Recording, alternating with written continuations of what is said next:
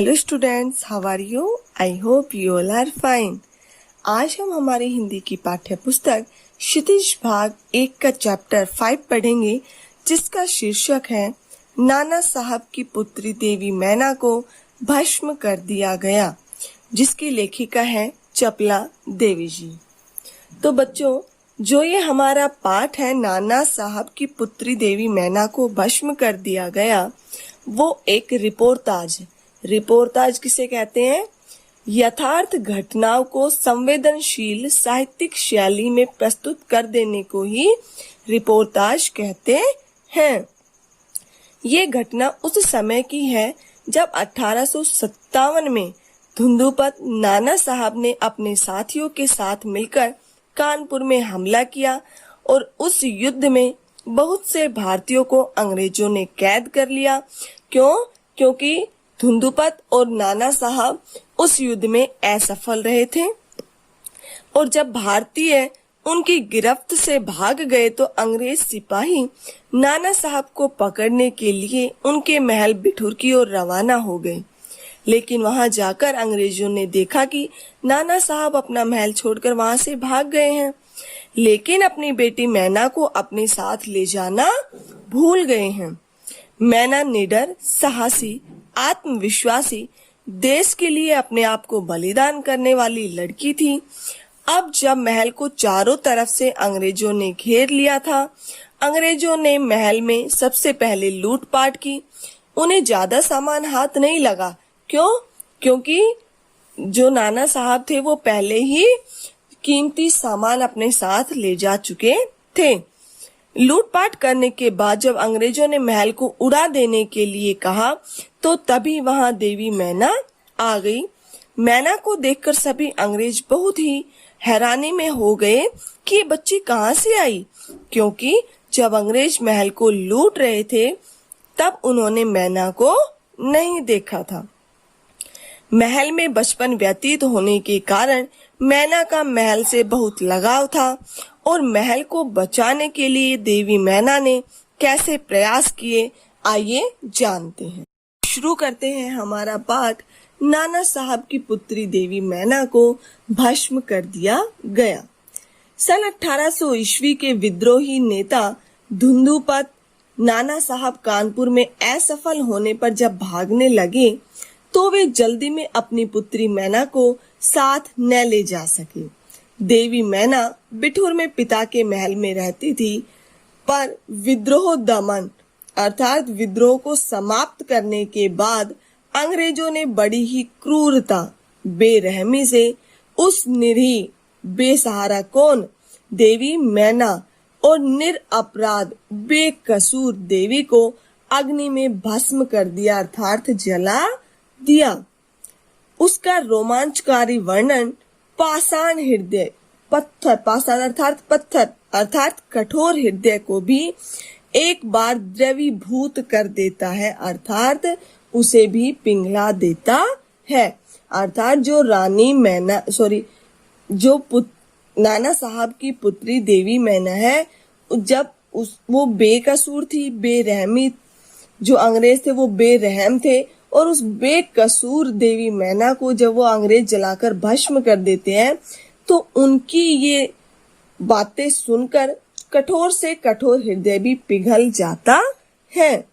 कानपुर में भीषण अर्थात भयंकर हत्याकांड करने के बाद अंग्रेजों का सैनिक दल बिठूर की ओर गया। बिठूर में नाना साहब का राजमहल लूट लिया गया, पर उसमें बहुत थोड़ी संपत्ति अंग्रेजों के हाथ लगी। इसके बाद अंग्रेजों ने तोप के गोलों से नाना साहब का महल भस्म कर देने का निश्चय किया। सैनिक दल ने जब वहां तोपें लगाई, उस समय महल के बरामदे में एक अत्यंत सुंदर बालिका आकर खड़ी हो गई। और वो सुंदर बालिका कौन थी? देवी मैना। उसे देखकर अंग्रेज सेनापति को बड़ा आश्चर्य हुआ, क्योंकि महल लूटने के लिए समय वह बालिका वहां कहीं दिखाई न दी थी। उस बालिका ने बरामदे में खड़ी होकर अंग्रेज सेनापति को गोले बरसाने से मना कर दिया। क्योंकि वो कैसी थी? साहसी थी, निडर थी, इसलिए उसने अंग्रेज सेनापति को महल को उड़ाने के लिए मना कर दिया। उसका करुणापूर्ण मुख और अल्प वयस देखकर सेनापति को भी उस पर कुछ दया आई।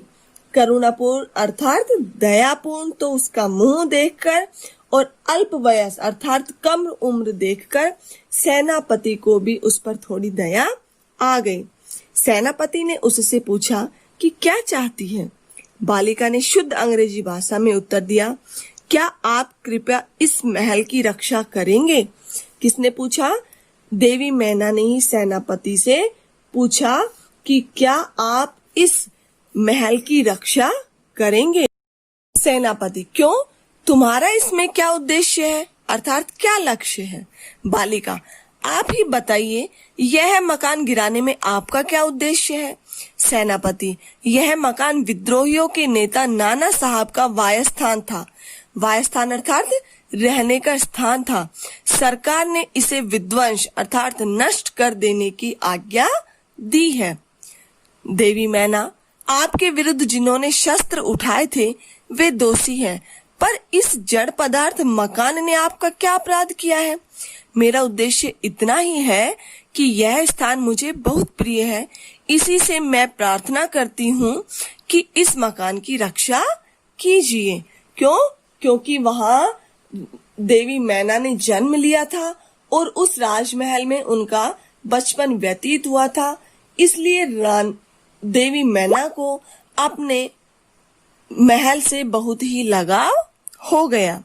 सेनापति ने दुख प्रकट करते हुए कहा कि कर्तव्य के अनुरोध से मुझे यह मकान गिराना ही होगा। इस पर उस बालिका ने अपना परिचय बताते हुए कहा कि मैं जानती हूँ कि आप जनरल ही हैं। आपकी प्यारी कन्या मेरी में और मुझ में बहुत प्रेम संबंध था। कई वर्ष पूर्व पहले मेरे पास बराबर आती थी और मुझे हृदय से चाहती थी। उस समय आप भी हमारे यहाँ आते थे और मुझे अपनी पुत्री के ही समान प्यार करते थे। मालूम होता है कि आप वे सब बातें भूल गए हैं। मेरी की मृत्यु से मैं बहुत दुखी हुई थी। उसकी एक चिट्ठी मेरे पास अब तक है। यह सुनकर सेनापति के होश उड़ गए। उसे बड़ा आश्चर्य अर्थात हैरानी हुई और फिर उसने उस बालिका को भी पहचाना और कहा, अरे यह तो नाना साहब की कन्या मैना है। सेनापति हे कुछ क्षण ठहरकर बोले, हाँ, मैंने तुम्हें पहचाना कि तुम मेरी पुत्री की सहचरी अर्थात सहेली हो, किंतु मैं जिस सरकार का नौकर हूँ, अर्थात मैं कौन सी सरकार का नौकर हूँ? अंग्रेजी सरकार का, और अंग्रेजी सरकार की आज्ञा नहीं टाल सकता, तो भी मैं तुम्हारी रक्षा का प्रयत्न करूंगा अर्थात प्रयास करूंगा। इसी समय प्रधान सेनापति जनरल आउटरम वहां आ पहुंचे और उन्होंने बिगड़कर अर्थात क्रोध में आकर सेनापति हे से कहा, नाना का महल अभी तक तोप से क्यों नहीं उड़ाया गया। सेनापति हे ने विनय पूर्वक अर्थात प्रार्थना पूर्वक दया पूर्वक कहा, मैं इसी फिक्र में हूँ, किंतु आपसे एक निवेदन है, क्या किसी तरह नाना का महल बच सकता है। आउटरम गवर्नर जनरल की आज्ञा के बिना यह संभव नहीं। नाना साहब पर अंग्रेजों का क्रोध बहुत अधिक है। नाना के वंश या महल पर दया दिखाना असंभव है। ऐसा किसने कहा? आउटरम ने। सेनापति हे, तो लॉर्ड कैनिंग अर्थात गवर्नर जनरल को इस विषय का एक तार देना चाहिए। आउटरम, आखिर आप ऐसा क्यों चाहते हैं? हम ये महल विध्वंस नष्ट किए बिना और नाना की लड़की को गिरफ्तार किए बिना नहीं छोड़ सकते। सेनापति हे मन में दुखी होकर वहां से चला गया। इसके बाद जनरल आउटरम ने नाना का महल फिर घेर लिया। महल का फाटक अर्थात मुख्य द्वार तोड़कर अंग्रेज सिपाही भीतर घुस गए और मैना को खोजने लगे, किंतु आश्चर्य है कि सारे महल का कोना कोना खोज डाला पर मैना का पता नहीं लगा। उसी दिन संध्या अर्थात शाम के समय लॉर्ड कैनिंग का एक तार आया, जिसका आशय इस प्रकार था अर्थात भाव इस प्रकार था, लंदन के मंत्रिमंडल का यह मत है कि नाना का स्मृति चिन्ह याद की पहचान तक मिटा दिया जाए, इसलिए वहां की आज्ञा के विरुद्ध विपरीत कुछ नहीं हो सकता।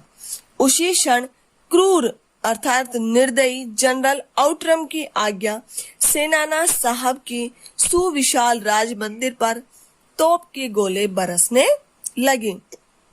घंटे भर में वह महल मिट्टी में मिला दिया गया, अर्थात उस महल को नष्ट कर दिया गया। उस समय लंदन की सुप्रसिद्ध टाइम्स पत्र में 6 सितंबर को यह एक लेख में लिखा गया बड़े दुख का विषय है कि भारत सरकार आज तक उस दुर्दांत नाना साहब को नहीं पकड़ सकी जिस पर समस्त अंग्रेज जाति का भीषण क्रोध है। भारत सरकार उस समय किसे कहते थे? उस समय के भारत में अंग्रेजी शासन को ही क्या कहा जाता था? भारत सरकार कहा जाता था। और उस समय लंदन का जो सुप्रसिद्ध पत्र था उसका क्या नाम था? टाइम्स था। और उसमें 6 सितंबर को यह लेख लिखा गया कि अंग्रेजी सरकार के लिए यह बड़ी शर्मनाक बात है कि उस निडर नाना साहब को वो पकड़ने में असफल रही। इसलिए जो अंग्रेजी सरकार है वो उस पर भयंकर क्रोध है। जब तक हम लोगों के शरीर में रक्त होगा अर्थात खून होगा, तब तक कानपुर में अंग्रेजों के हत्याकांड का बदला लेना हम लोग न भूलेंगे। हत्याकांड अर्थात किसी को मारने की घटना को। उस दिन पार्लियामेंट की हाउस ऑफ लॉर्ड्स सभा में सर थॉमस हे की एक रिपोर्ट पर बड़ी हंसी हुई, जिसमें सर हे ने नाना की कन्या पर दया दिखाने की बात लिखी थी। हे के लिए निश्चय ही यह कलंक दोष की बात है जिस नाना ने अंग्रेज नर नारियों का संहार अर्थात मारा था, उसकी कन्या के लिए क्षमा। अपना सारा जीवन युद्ध में बिताकर अंत में वृद्धावस्था अर्थात बुढ़ापे में सर थॉमस हे एक मामूली महाराष्ट्र बालिका के सौंदर्य पर मोहित होकर अर्थात उस पर आकृष्ट होकर अपना कर्तव्य ही भूल गए। जब सर थॉमस हे ने पार्लियामेंट को एक पत्र लिखा और उस पत्र में क्या लिखा हुआ था कि नाना साहब की जो पुत्री देवी मैना है उस पर अंग्रेजी सरकार को दया दिखानी चाहिए।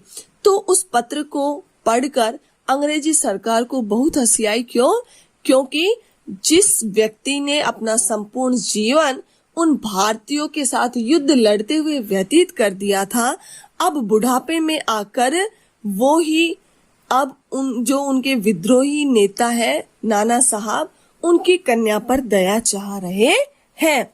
इसलिए नाना की जिस कन्या से हे का प्रेमालाप हुआ है, प्रेमालाप अर्थात प्रेम की बातें हुई हैं, उसको उन्हीं के सामने फांसी पर लटका देना चाहिए, ऐसा आदेश निकाला गया। सन 57 के सितंबर मास में अर्धरात्रि के समय अर्थात आधी रात्रि के समय चांदनी में एक बालिका स्वच्छ उज्जवल वस्त्र पहने हुए नाना साहब के भग्नावशिष्ट अर्थात खंडहर प्रासाद महल के ढेर पर बैठी रो रही थी। पास ही जनरल आउटरम भी सेना ठहरी थी। कुछ सैनिक रात्रि के समय रोने की आवाज सुनकर वहां गए। बालिका केवल रो रही थी, सैनिकों के प्रश्न का कोई उत्तर नहीं देती थी। इसके बाद कराल यानी भयंकर रूप धारण करने वाला जनरल आउटरम भी वहां आ पहुंचा। वह उसे तुरंत पहचान कर बोला, ओह, यह नाना की लड़की मैना है। पर वह बालिका किसी और न देखती थी और न अपने चारों ओर सैनिकों को देखकर जरा भी डरी। जनरल आउटरम ने आगे बढ़कर कहा, अंग्रेज सरकार की आज्ञा से मैंने तुम्हें गिरफ्तार किया।